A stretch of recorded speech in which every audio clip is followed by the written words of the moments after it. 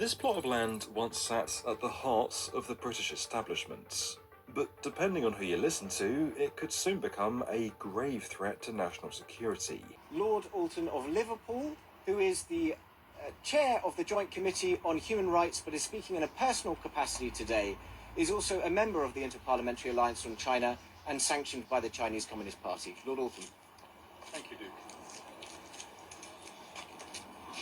We now know that in spite of years of campaigners, lawyers, parliamentarians raising concerns about the People's Republic of China mega embassy, the government has decided to go ahead anyway.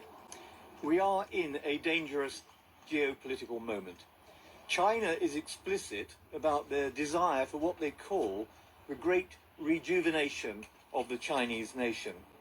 That ideology is not about fair competition on the world stage.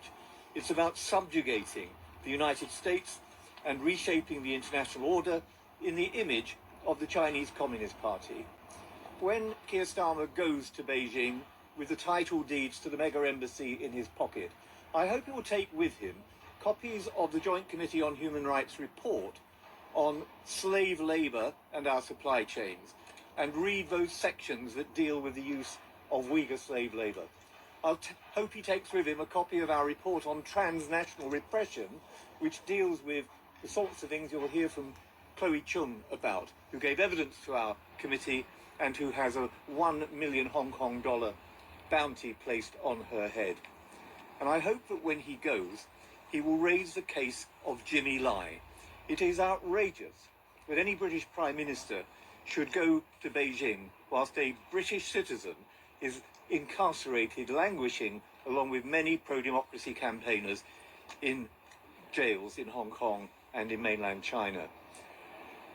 I want to say one other thing, that we stand at a very dangerous crossroads, and I find it amazing, having heard Mr. Johnson this morning, who referenced the case of Jimmy Lai and talked about this dangerous moment in our geopolitics.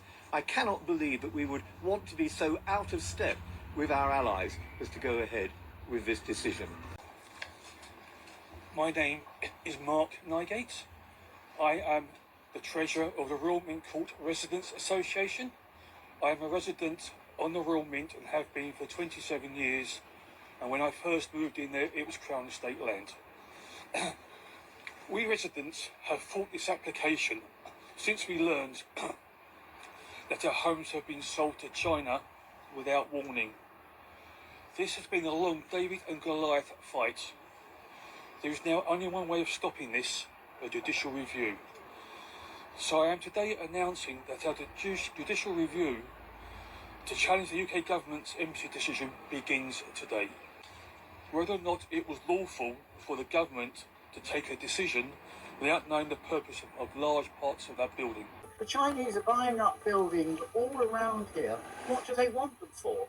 MI5, MI6 and even the FBI are sounding the alarm over what many say could form the centre of one of the biggest espionage networks in Europe. It is a perfect facility for hidden intelligence activities to happen. It is likely to become a base for their pan-European espionage activities.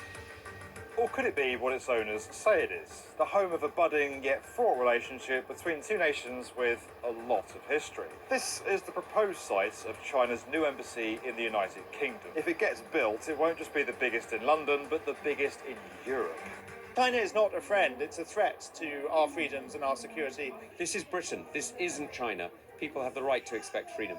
So why does China need such a big HQ? And why does everybody, from the local residents all the way up to Britain's spy chief, want to stop it from being built?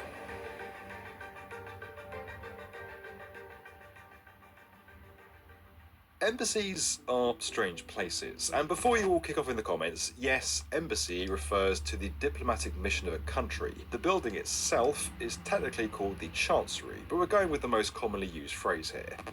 On a surface level, it's an office full of people doing the kind of boring things that we all do in offices. But beyond that, it's a statement, an image of a country projected through Portland stone and cream stucco. It may seek to evoke a sense of power or flamboyance. And when you have the rest of the world as your neighbours, what form your embassy takes can also show your position in the diplomatic pecking order. They're governed by a very unusual set of laws, chief among them being the golden rule of international diplomacy. That the building and its staff are completely off limits to anyone except the country it represents. Philip Ingram, I'm a former senior British military intelligence officer. I was a colonel in British military intelligence. The role of an embassy is to represent the government of the country that that embassy represents to the government of the country that the embassy is based in. But also, what you're there to do is to get an understanding of your host country so that you can go back and brief your government on what's going on. And that is gathering information. Whether that information is overt in the press or talking to people or anything else, you're gathering information. That's intelligence. It's all open source intelligence. But then it also acts as a cover for more secret intelligence.